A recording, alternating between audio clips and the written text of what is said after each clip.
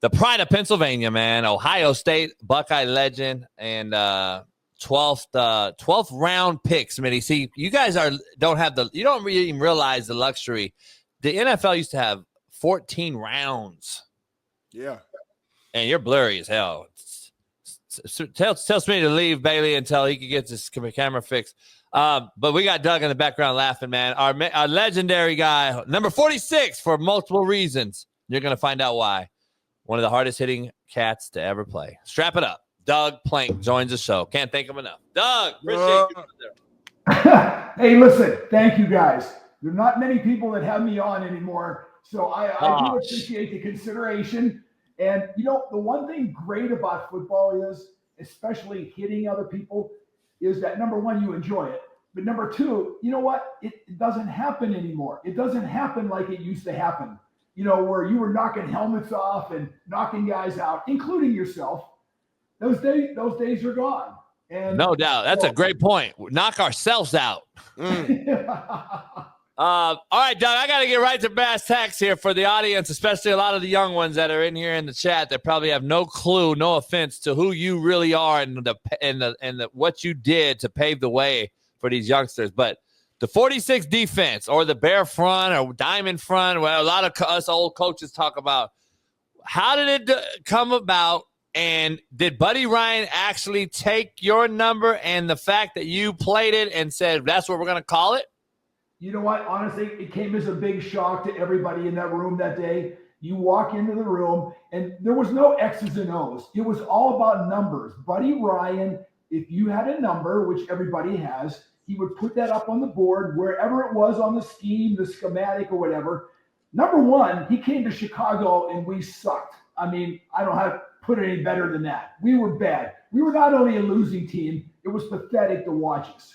And I just ache sometimes when I have to be a fan myself and watch the Bears go down to defeat, yet yelling and screaming to fans up in the stands, and then having a Hail Mary go over their head. I'm going, what the heck is going on?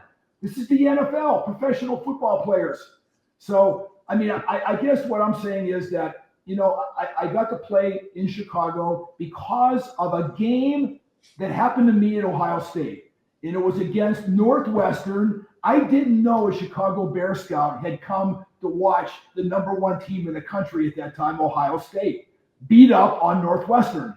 And you know what? I got a chance to get in there real early in the game because another safety got injured. And I had the game of my life. I'm forcing fumbles. You can do all this against Northwestern. Get an interception, force the fumble. I was on kickoff. I made all the kickoff tackles. A Bear Scout came. I found this out later. Said, Doug, we didn't even know who you were. And we figured you were worth a 12th round draft pick based on what we saw that day. And had I not played, had I been on the bench, just like my other games at Ohio State, most of my career, I think the 3 years that I played there, I started in 5 games.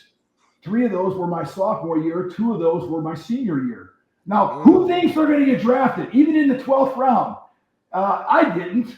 And, so I really feel like there was a spirit that was helping me get to where I had to go. No doubt. You beat up on the smart kids, and they probably didn't like that very much, Northwestern. You beat up on the smart kids. They're like, shit, we don't like this. No, let me ask you, Buddy Ryan, that whole team, I've talked to Jim McMahon several times in person about being on those teams as well and all this stuff. How tenacious was he to get you to? Because I've seen a lot of things where they got you as like top 10 most tenacious hitters of all time on the NFL list, top 100 Chicago Bear of all time. I'm a nice guy. Where you at with Buddy Ryan? How was Buddy Ryan and Ditka and all those guys? Well, I'll tell you what, Buddy was the defensive coordinator for the Vikings before he came to Chicago. We played against them twice every year. We saw all their games because every game we were getting ready to play an opponent, the Minnesota Vikings, Detroit Lions, Green Bay, that they were in our conference. So we absolutely got to know the other players on the other teams, Green Bay, Minnesota, Detroit. We knew those guys like we knew ourselves. And so that's where Buddy saw me playing. Basically, I was a safety. But you know what? I love to hit people. And what I did was I studied end zone film. People go, what is end zone film? Every NFL game has, every team films the game from the side, the press box, and the end zone. Hell yeah. Those are two angles. Now, why in the world would I want a sideline photo when I'm looking at the game from the end zone on both ways? So all I did was look at end zone film. And I go, oh my gosh, these linemen, as they get tired, they tell you what it's going to be. They're leaning back on the passes. They're leaning forward on the runs. They got one hand down and one hand up. You know, you can start telling when they're going to pull on sweeps. I mean, I would look at this, and after I left, Mike Singletary, you know, we kind of coached each other that last year transition. Mike just took over and ate these guys alive. He was like on one of those lawnmowers, you know, that just remote out there in the lawn. He wasn't very high. He was low, man. Boom. He would just pack a punch, knocking everybody out. I just loved it. I was serving him. You had Fensick on that team too. Didn't you have Fensick? Yeah, Fensick. Oh, yeah. Gary Fensick. He was a receiver at Yale. I mean, I said, Gary, how did you make this transition? I go, you're a receiver, and now you're a safety. And he goes, Doug, I just got in that room, put my hoodie on, I sat in the back row, and I watched you play. And I just tried to do everything you could do. I was 46. He was 45. So many times, I can't tell you how many teams called me Gary and called him Plank. You know, whatever. I don't want to say any words. You can say whatever you want to on here. Yeah, you can say anything on this show. You guys are terrible. Nobody realized that between Gary and I, we were usually the least penalized player on the team. Now, my first year, I'm back at 12 yards, and I'm the leading tackler on the team. Now, how does that happen? At Ohio State, I was playing with a whole bunch of future NFL players. We would average like 4 or 5 first-round draft picks on Ohio State. I'm going, so I love playing against these guys in practice, and that's the only chance I got to play against them in practice. They didn't know it, but my game was on Tuesday, Wednesday, and Thursday, not Saturday, because I just ran down on kickoffs on Saturday. Hey, Doug, now we're protecting ourselves all week long and putting helmet condoms on our helmets and all this shit. Now we don't want to practice hard at all because we're afraid we're going to get hurt. No, we practice hard because we didn't care, and then the game was fun. Like, honestly, you know what? Then I say this in all truthfulness. People go, gosh, Doug, what turned you on in the game?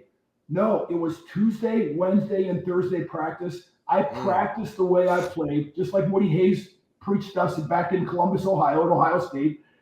When you did that, and then all of a sudden you come into Soldier Field and there's 70,000 people there watching the game. Oh my gosh, you don't even have to get motivated. You just step on the field. Oh my God, this energy just comes over you like you just swallowed a box of something and you're just ready to go hit somebody. and the fans are all for you. I mean, it was awesome. I mean, Ohio State, I have to say this. Ohio State was unbelievable to me. I came from a small town in Western Pennsylvania, suburb of Pittsburgh, to come in and watch this festival. I mean, my parents, when they saw the first game, after I talked to them they were all crying because they had never seen a spectacle like this. You know, 80 to 100,000 people yelling, screaming, cheering, the band coming out. I mean, I came from a small town, a suburb of Pittsburgh. That just puts it all in perspective. I mean, I was living the dream, even on the kickoff team. And, being the next man up, I'll tell you, I enjoyed it so much. And I'm still close friends with all those guys that I played behind. There was nothing feeling sorry for myself or, not playing or whatever. We won 3 Big Ten championships. We went to 3 Rose Bowls. What is there to be mad about? You know, they won the national championship last year. I mean, who would want to be from Ohio State? I don't know. I was from Pennsylvania, but, I said I lived in Columbus for a while. So, you're a 1%er. Let me ask you this. I'm hearing your passion as you talk about Ohio State, and you get so fired up. It sounds like, and correct me if I'm wrong, are you more, I guess, are you closer to Ohio State than you are like your Chicago Bears kind of side? No. Okay, got you. Here's why. After I had this great game at we had a great game at Northwestern, and I did all these wonderful things in front of the Chicago Bear Scout. The next weekend, guess what? We played Michigan, our arch rival. There is one play in that game early on in my senior year that I was trying to, when you don't play very much, you're a kid that just is inside the house for 5 years, never got out of the house. Then you stick him in the playground. Oh my gosh, he's running around the playground. He can't play with enough things. He's got the merry-go-round. He's crawling up ladders. He's swinging. That's how I felt when I got on the field. So I wasn't even interested in tackling people. I was just trying to run them over, destroy them. I imagined a space behind every runner and receiver. So when I got there, I still had room to go. People forget the arms. Arms aren't strong enough to hold you full speed. I would just run through people. I was just destroying, knock helmets off. I mean, it was fun in meeting rooms. The next day was, oh my gosh, look at this guy. Here's what happened against Michigan, though. Those are NFL players also.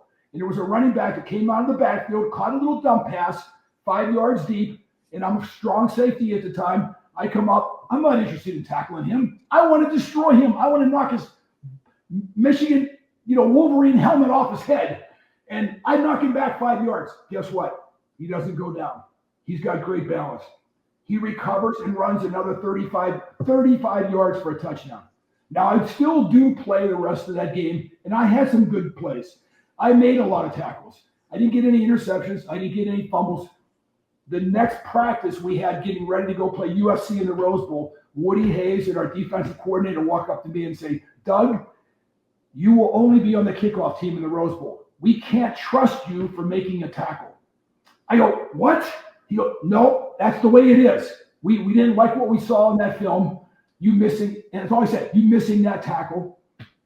So why did I ever think I was going to be in the NFL? So that Rose Bowl, I ran down on kickoffs. And every kickoff, if I didn't hit the ball carrier, I would hit a blocker, like in the wedge. I love that wedge. Ooh, hold on. You would split the wedge? Oh, I was on the kickoff team. I'm not wedge breaker. Oh, he's a wedge breaker. When guys were trying to get ready to block you. That's the most dangerous play on the football field. Not anymore. They got rid of it because of him. Receiver. You and I are going down. And a lot of times we'll be a double knockout. I was the guy who kickoff return in college. I would go down. I would make the wedge. You would have got fucked up, Smitty. He would have fucked you up. I would. Hey, I don't know. I was a tough guy too. Now I was tough. No, he would have rocked you. Hey, Doug, I gotta ask you straight up. Like, move out the way, make him fall. How many times either did Woody put hands on you or you saw him put hands on a player and it was just normal daily practice? Like, how can you explain the difference? I admire Coach Hayes for his success over many, many years. Disciplinarian whose time and era had come and gone. Even back then at that time in the 70s, the world was moving towards a gentler, friendlier place, not where Coach Hayes was, back in the late 60s and 70s. And so I admire him for the absolute discipline that he required from all of his players. Almost every one of his players graduated. He was all about GPA. I mean, it sounds crazy. He was all about GPA each year, and he would call you into his office if you were having a hard time with classes and things like that. But the bottom line is, he would in practice. I don't even want to tell you all this stuff. I mean, practice was harder than the game. I tell you, practice was harder than the game. When I'm watching that, I think it's Clemson game on that bowl game that they were playing in the last year he was coaching. And that guy intercepted the ball and ran down the sideline, and he comes out and he karate chops the guy in the throat. I'm not saying that's the first time he ever did it. I know, because I had one of those karate chops. But it was practice. It wasn't national television. It wasn't a bowl game. When I'm sitting in my living room watching it, I said, he's done. He forgot. He's not in Columbus, Ohio. He's not on the practice field. And, that's what happens to us older people now. We forget things 5 minutes ago. It's like an exercise. You play those things that happen. You flip the screen over, man, it goes blank.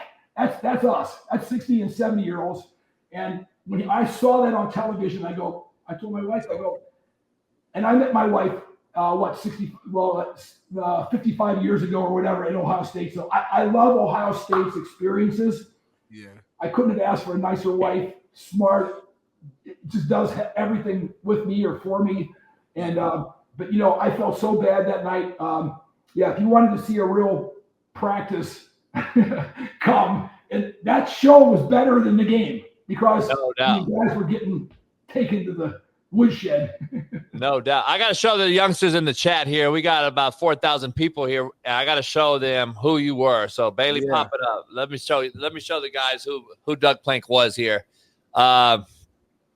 Woo! We love the this is old football right here. 46. And look at Doug. Look at Doug's high. Doug fell down. Then he took his helmet off. I Shout out to ran Doug into Will. one time in an airport. It wasn't very good. It wasn't a great meeting. I'll say that. What happened at the airport? You know what? He just told me what he thought of me, and it wasn't anything I want to talk about today. And I did tell him this. No one realizes that game right there. That's the only fine I ever had in the National Football League. It started out as $10,000. It went down to $5,000. That's the same year I'm making like $45,000. You make the math. You divide that by 15, 16, and that was after tax. So I had to make almost twice that amount of money. And here's the other thing: I broke 3 ribs the week before at Pittsburgh. I didn't practice one time the last week after that, and the next week was the Monday night game against Tampa. And I realized when I go to that game, when I go down there, all my clothes are in the locker. I'm not supposed to play. And suddenly, Coach Ryan said, "You know what, Doug? They've got something for you in the medical, in the training room. Go in there, and then you're going to be playing tonight, son." I went in there. Oh my gosh, they had a needle longer than this television screen, and they started poking it everywhere they could in my chest. And I went out there. They said, "Doug, let's just see if you can run around and do something." Well, it hurt to grab somebody like this. And I'm not saying I was a tackler anyway, even though I did lead the team in tackles my rookie year. And like I said, Gary and I went back and forth. Now, how does that happen as safeties? When your safeties are leading your team in tackles, something is wrong. Either something's wrong with them because they like to hit people and tackle them so much, or your schemes aren't working. And Buddy Ryan saw that right away. He looked at me and goes, "That's where this whole 46 defense came from. How can you lead the team in tackles and be 12 yards away from the line of scrimmage?" He goes, "Son, we are bringing you up here." And like I said, everything was numbers. It wasn't names. You walked into his meetings, you never even heard names. And he coached by a 3-term message. It was either donkey manure, it was another profanity, or blew your mind. And I don't even want to talk about it. The bottom line is it was hard for players coming in that weren't accustomed to that 3-term coaching on every play. It wasn't like get deeper, get your hands around. No. Whether you were a pass rusher, you were guarding somebody coming out of the backfield, you were going to a zone, it was these 3 things every single play.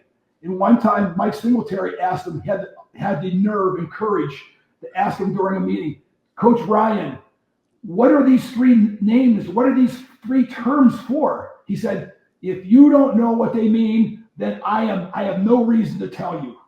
And we went to the next play.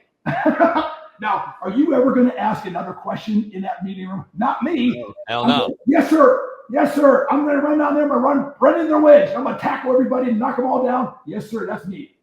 Doug, I got to ask you something, man, just to clear the air here for a lot of people that I'm on this fence and stand on alone, usually on this hill. I got to ask you, like, we put helmet condoms on or whatever, these padded helmets now, and I don't know how hard that is for you to watch, but it is for me. And I play quarterback, and it's hard for me to watch. And I'm looking at this thing, and then we talk about all the issues now, right? We've seen the horrible issues that's gone on with the CTE and all these things. But we used to play football and with our helmet and our pads, and usually our body is sore. And I got to ask you, for a guy that's retired now, sitting around, how is your body? Because right now, I'm just telling you, you're sharp as a tack. So, like, I want to be clear. You played, and we played with our helmets and shoulder pads. Like, is this whole helmet thing a little bit skewed when we now are discussing it while we're putting these helmet pads on and all this stuff? Because you seem very sharp as a tack, but I would assume your body's more sore on a daily basis than your head. Well, let me just start out with saying this. The NFL does allow you to take physicals about every 5 years in a hospital near you. And so recently I went to California, which is one of their designated Hoag Hospital, and they do a series of tests on your whole body. They take pictures. Let me just say this first. I've replaced 5 of my joints. I titanium, 2 shoulders, 2 knees. I had a hip replacement about 2 months ago, and I have another one scheduled in about another 30 days. Ooh. So I'm going to have 6 replaced joints. Jeez. Regarding my brain cells, there was a test done over at Hoag Hospital last year. My mom worked there for years. Okay. Newport Beach. MRI, and they scan your entire brain. There's an area of your brain, which is the very middle of the brain core. It's called the hippocampus. And in the hippocampus controls brain cells that are for short-term memory. It's basically what they function. I can't remember what things happened 5 minutes ago. I can remember things 50 years ago. I only have 1% of my remaining cells left in that hippocampus area of my brain. Now, how does that happen?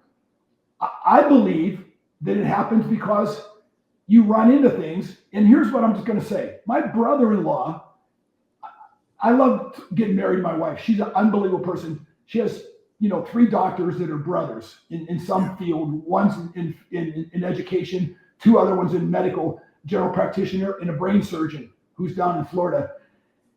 After every season, I would go down and visit with the brain surgeon, and we would take a whole bunch of tests and things like that. He would check me for different reactions and just dexterity. And it was after like the 8th or 9th year, he didn't see something very good in an MRI that he had. He goes, Doug, I would strongly recommend this is it. That you retire. He says, I think you going through this further, you're just doing more damage. Here's the bottom line in all this. Your brain obviously is inside this skull. This skull, I never knew. I thought I know all this stuff. But you know what? When you got a brain surgeon as a brother-in-law, you know what? You find out because you're talking to him every single day during the season, and you go visit him in the off season, and you see him he's operating. It was amazing. I mean, just the guy is just what professional? And he just said, Doug, you are impaired in terms of what you've got left. The tank is low. When he said the 1% initially, I thought, oh my gosh, I'm at the top again. I'm the best in the class. I'm in the 1%. He goes, no, Doug, you're on the other end. You're the guy that only has 1% of his cells left. So, hey, Doug, so let me ask you something. I wouldn't change it for the world because every one of those, I'm sure, cells, there was a huge hit attached to it. Let me ask you something. Are you so when you see these helmet pads that they're using, because we had Bill Romanowski on the other day, he thinks it's just asinine to use. Yes. Because you know why? Because of what I just told you. Your brain, I'm getting taught this class by my brother-in-law. Your brain is inside, and there's a watery substance in there, and it's floating around.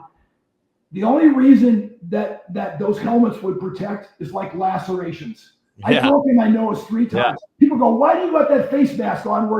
Because I broke my nose 3 times with the other one. The one down here, I thought I'd be cute, great for television. Hey, everybody, I'm Doug Plank, blah, blah. No, I needed that bar coming down like this because you know what? I was ramming into people every single game, averaging like 8 to 10 tackles a game. I mean, how does that happen? You want all the protection you can. As far as your brain, though, it doesn't matter. You could put a big old pillow up there. How fast are you going when you stop, when you hit something? It doesn't even have to be a runner. It could be a blocker. It could be a lineman, the center, a guard, a receiver. Those sudden stops, 20 miles an hour, boom, and you're stopping. I don't care what you wear out of here. It means nothing. I've been saying on television like, oh, they really care. Look, there's a big pad on there. Oh, and they're making people in practice wear it. In Ohio State, the practices were actually more physical than the game. Hell yeah. We're going, oh man, can't wait for Saturday to get here. We're take a day off. And we used to run this end zone with the goal line. We always had a great goal line defense. You know why? We practiced it live every week. And when they got down there inside the 5-yard line, come on, guys. We got this down. We know what you're going to run. Look out. You ready to go helmet to helmet? Because that's what we're doing. We're going helmet to helmet. You can't cut anybody's legs because they'll fall into the end zone. You can't hit them too high. You know where you hit them? Boom. Helmet to helmet. That's I can get psyched up like. Hey, Doug. Here's the thing, though, Doug. Doug, not practicing it, we never would have done. Doug, I'm a good friend with Brian Urlacher, and he comes on often. Love Brian. And we all play. I was on a recruiting visit with him in New Mexico years ago. He was my trip guide. This is the thing. We all know what we signed up for, though, right? And we're not playing victim now. We accepted that fact, and we know nowadays it's like they want their cake and eat it too. Oh, well, I want a victim mentality. I didn't know what I signed up for. Yeah, you did. No player said that. Yeah, they do. What do you mean? No player said that. So the league itself is trying to continue to grow the brand. So in order to do that, to appease the people who are non-football guys, they have to present this thing as something that's safe. But we all know, as football guys, football isn't safe. To your point, JB, we know what we signed up for. It's like trying to make boxing safe or UFC safe. It's a physical sport. It will never be safe. But it's not the players who are playing the game that's trying to be victims or anything like that. No, it's the entities bigger than them who are the decision makers who are trying to make and present this game as something that's safe. It's still not safe, even with all these rules and the helmet condoms, as you call them, and you can't cut block, you can't do that, and it's still not safe. We're still seeing injuries at an all-time high. It will never be safe. And that's football, that's rugby, that's hockey, that's NASCAR racing, that's contact, contact collision sports. That's just is what it is, and we loved it when we grew up in it. So I mean, it is what it is. Hey, you got to deal with it. You want to make the money? Let me ask you this real quick about your Bears today. Obviously they got Caleb Williams. They dropped him last year. Things didn't go, as planned during his rookie year. But during this offseason, they got him some O linemen to try to protect him up front. They got a ton of pieces last year to help him on the offensive side. With the running back, receivers, etc. Do you feel like the Bears are headed in the right direction? Like, how do you envision this upcoming season? I really believe it. I'm glad you asked me that question now instead of last year. I don't think they were. I'm serious. I think there's so much you can tell on just watching a team, watching the sidelines, watching running on the field, running off the field. I mean, with the Bears, I'm telling you, we were on the sideline. We couldn't wait to get out there and start knocking people around. We were running onto the field. We ran off the field. We all learned this I learned this at Ohio State. You're never walking. It's a bad image to fans sitting up in the stands and also to the opposition. When you come running onto the field, oh my gosh, there were some teams they looked so bad in the three prior games we watched getting ready for this game. They are not now. They're jacked up, especially if they're home. This is their homecoming game or whatever it is we want to call it. This is not the same team we saw on film. So you just start looking at these things like this differently than you are they're just coming on the field, they're going off the field. You can tell an energized team. You can tell a team that's on fire. Getting back to the Chicago Bears, I'm not saying that the last coaching staff was bad, but you know what? You can only look at the games. That's where the rubber meets the road. Is this what you want? Are they winning? Because sometimes you can win ugly, sometimes. But just watching this team, I don't know. They're walking around the sideline. There's no intensity. There's no enthusiasm. This is an enthusiasm game. You can't walk around without any emotion. And you see that week after week after week. I really believe the decision they made going into this year is the best decision they made in a long time. They changed the coaches. They brought in a guy from an organization that was notoriously bad for years and years and years, being the Lions. And all of a sudden, the last few years, I'll tell you what, everything about that team was great. The players on the field, the players off the field, the coaches, they're all fired up. And I'll be honest with you, I loved playing for coaches that were all, I played for Woody Hayes. I mean, Buddy Ryan, Mike Ditka. You had no choice in the matter. No, you were going down and you were going to blast somebody. And that's the way it was going to be. And there was no middle ground. I mean, because when you were in that meeting room the next week and you were watching that film, You had to defend your behavior, your actions. Why did you run around that guy? No, you needed to hit him and destroy him, knock him on the ground. And really, that was the Chicago Bears. When I grew up, I loved watching the Steelers and the Bears. Bears had Dick Butkus. Steelers had a whole bunch of tough defensive guys. They didn't win any games, but you know what? It was just fun watching them. I think that's the beauty of football. Even if your team is bad, if you can still be tough and physical like the Bears were, like back in the '60s, it's still so much fun. I mean, and everybody says, "Oh man, you were a cheap shot artist, Doug." How could I be the least penalized player and be the cheap shot artist of the league? I just didn't get it. But there's a difference between the pros and college. College, you hit the ground, the game, the ball is over. And every time the coaches told us every year, you play until you hear a whistle. Now, I know some of the NFL officials, they swallowed their whistles. There was no blowing. You didn't hear the whistle at all. You just kept going and going and going. The guy might be on his way back to the huddle. You didn't hear a whistle, did you? Hey, Doug, different game, different mental, different makeup, different everything, man. I don't know. It's crazy to watch. Even the guys like Brian and my age, like we're just like it's a night and day difference in the game and how the kids' mentalities are and how the coaches now either allow it or coach it. We used to say allow it or coach it, right? You're right. Woody wasn't allowing shit. He was coaching it all. No, and what I really appreciate about Brian, I'm close to Brian, even though we don't talk that much and everything. We run into airports occasionally to each other. I was the first player on the team, the first rookie that led the team in tackles. Guess who was the second player in the history of the Bears? Yeah, Brian. And more, but you can read it. He was everywhere. He was everywhere. He could read the offensive stances, and it was a playbook, really. If you studied that on those end zone, you can't see it from the sideline. You watch it on the end zone, you can see the splits of the receivers, how they're leaning on their hands, their whole body. And guys actually start getting a facial expression. If they're going to go hit somebody, they're not happy. They're not, I'm going to be going around this end on a sweep. I'm going to run over a linebacker. No, you can tell. He's got the look of like, oh my gosh, he's staring off into oblivion. This dude is going somewhere. He's getting himself ready for this big collision that's coming. No doubt. I used to just laugh. And like I said, Mike Singletary took it from me when I left on the 46 defense. He was always in the middle linebacker position anyway. He just took it to another level. And because Mike would tell them before the play started who was getting the ball and where it was going. And that freaked them out. I mean, sometimes they had to change the play. And, that's what made it so much fun. I'm making hamburgers back in Columbus watching these games laughing. And Buddy Ryan, is still giving the same signals that he had when I was there.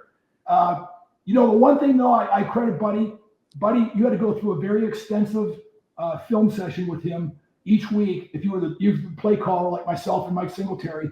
And he would go over all these details. And, he used to give a signal from the sideline. Everybody Mike Singletary and I had to learn all the calls, every formation, every down and distance, every personnel package. Buddy would just go like this, clap his hands and rub it across his chest. That meant automatic front and coverage based on all the formations, all the plays, down and distance. This was worse than a midterm exam. This was like your doctor's degree. Every week you had to make this call, all these linemen in front of you. And, Gary, fortunately, buddied up with me and he called the coverages, but still, I mean, you have a huge responsibility. And that's why 50% of those quarterbacks never finished the game. It wasn't about read and react like in basketball. No, when that ball was snapped, you were off. I mean, you might as well get in a sprinter stance because you're not waiting. And teams couldn't handle it. They literally couldn't handle it. Buddy also wanted you to buy your blocker. What's that mean? If a guy tried blocking you, you destroy him. If I'm coming from the linebacker position and our guard is going to pick me up and I can see it in his eyes and I know what the play is going to be, I'm going to run over this guy. He doesn't know it yet, but I'm only a 205-pound safety. But you know what? He's getting everything I've got 3.5 feet off the ground. And I'm telling you, Man, I miss watching you and these guys play, and I miss the old game, man. I'm gonna tell you like that, Doug. He's a baby, JB. Doug, we gotta get you back on, man. We could listen to you all day long. The energy you're bringing, and man, I can see the player and the coach and everything tied in one, and I love it to death, man. And I can't thank you enough for coming on with us, man. We gotta have you on again, and especially as we get into this the NFL season. And when we get to watch your Bears play, we got to be able to have you on during the season sometime. Thank you, guys. I really appreciate it. Honestly, most people that I talk to in interviews, they go, I don't want to hear from you. You're terrible. You hit people late and all that kind of stuff. No, I didn't hit people late. I did the best I could. I always just tried to be and make the team proud on television. Man, you did your thing, brother. I'll tell you that. It was an honor. It's an honor to have you on, and I love you, man, and I appreciate you. We'll have you on soon. Thanks, guys. Really appreciate it. Thank you.